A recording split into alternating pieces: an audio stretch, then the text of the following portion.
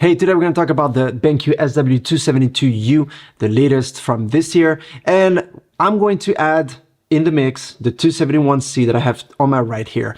There are two reasons why I want to do that. The first one is that I haven't seen many reviews that compare the two, even though they're very, very similar. And the second reason is that I've been rocking this guy for over 2 years now for all my professional work, be it YouTube, be it photo editing, video for clients, personal, everything. I've done it with this monitor and it did a great job so far, gave me the best results that I could wish for and without a flaw. First off, they both display 100% sRGB and 99% Adobe RGB.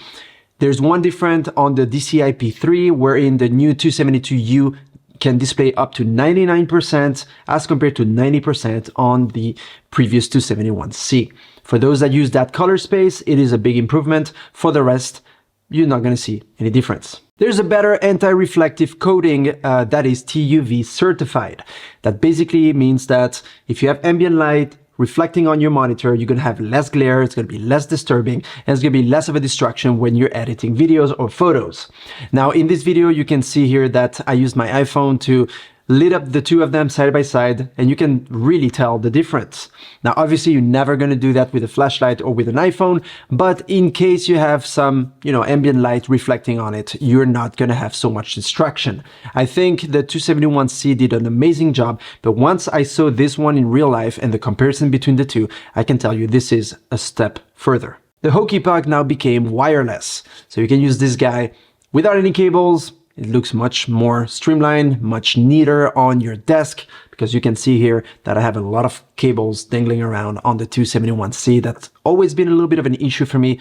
And if you don't use the Hokey Puck and you remove it, then you're going to have a little hole on the stand that doesn't look that good. And we don't really understand why it's there unless you have the Hokey Puck on it.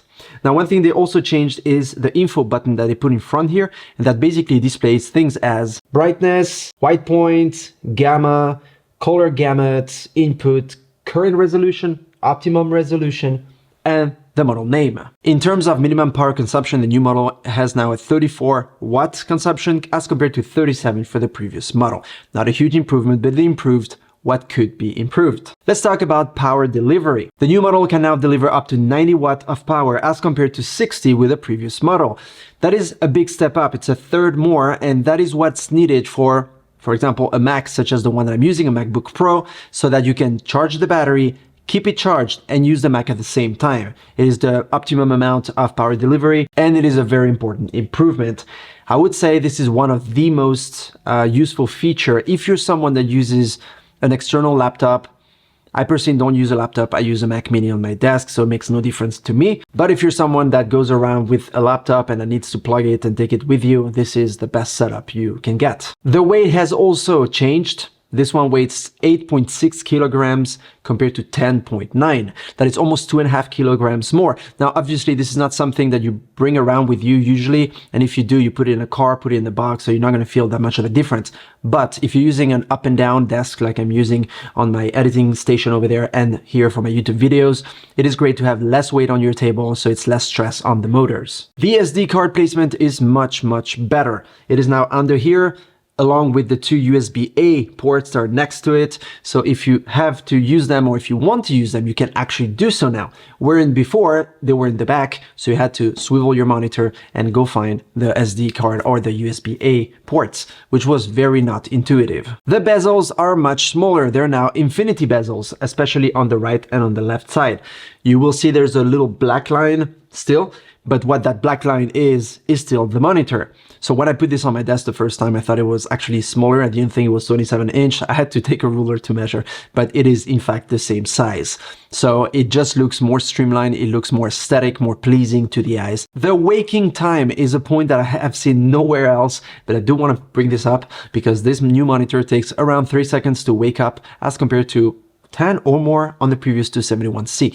For someone that keeps the monitor on all the time or that, wakes the monitor here and there a little bit, not a big issue at all. For me, it is because when I'm here with a client and I need to show something on the monitor, I want it to be ready fast and I don't want to be there waiting for up to 10 or more seconds. The menus have been streamlined. They're much easier to navigate, to use. I don't usually play around with the menus that much because the Hokey Puck has 3 quick access where you can assign color spaces. But if you do need to go in it, you can do it much easier. The base and the stand are much better. It now has a base that's thinner. It is smaller. It's not as boxy as the previous one used to be. Now, obviously, if you have this on your desk, it's not a huge big deal, but this looks much nicer, more aesthetic. It also has this faux leatherette look on the front here, so you can put little things on it, SD cards, the hockey puck, anything that you're working with, the editing station from Loopdeck, that's what I normally put on it, and things like that. One other thing is the cable management. They improved it. Now you have a little cover in the back that you can put on so you don't see the cables coming out of the monitor. And at the bottom, at the base, there is a little C-looking little hook that you can use to put and pass the cables through. Wherein before you didn't have that, so your cables were dangling a little bit everywhere, and it was definitely not as aesthetic as it is now. Now you might be wondering, would I be able, if I already own the 271C, to plug the 272U together and connect them? And the answer is yes, you can. Thanks to the BenQ bridge that I received with this monitor, you can now put them together by removing this part of the hood, because having this part in the middle will make you do this to be able to see what you're doing, and obviously that's not the purpose. So you can remove this and it basically swivels together and it looks very, very good. They both do hardware level calibration. What that is that when you're calibrating these monitors, they basically save the profile on the actual chip in the monitor itself. So if you're sharing the space with different people or you have different Macs or whatnot, you plug it and you will have the same color calibration as you had on the previous computer. That is very cool and very useful. Like I said, when you're sharing a space or when you have different computers that you have to plug at different times so that you always see your photos properly. There's the uniformity technology for consistent color accuracy and brightness consistency throughout each panel. That is very, very cool. I had the same on the 271C. I was very happy with it. Even throughout the years, didn't fade out, nothing happened to it. And it basically looks the same throughout your monitor, which is cool. So that you don't have anything on the edges, you know, when it starts to fade a little bit or it's a little bit brighter here and there. This is uniform and consistent so that everything you see on your monitor is the same everywhere. I do have a few cons that I want to mention. They're not big deals, they're not deal breakers by all means, but these are the only few things I found that I don't like so much or that could be changed. The first thing is the fact that the hockey puck has AAA batteries in it. Not a big deal, but it would be great to see maybe a USB-C rechargeable hockey puck so that you don't have to each time change the batteries. Now you can also use AAA batteries that are rechargeable. So again, not a big deal.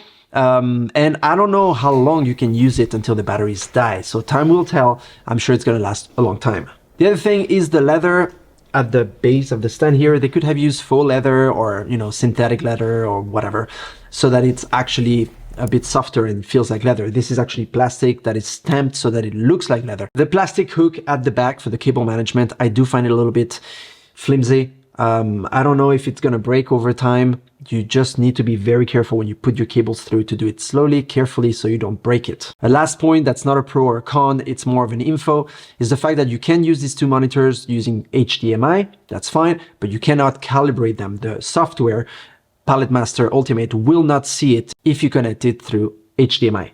The reason is that HDMI is mainly to display things, wherein USB-C can also bring data and you actually need data to be able to do the calibration. So that's why you can't use HDMI to calibrate your monitor. The way the calibration works is very, very streamlined. Like I said, you use Palette Master Ultimate.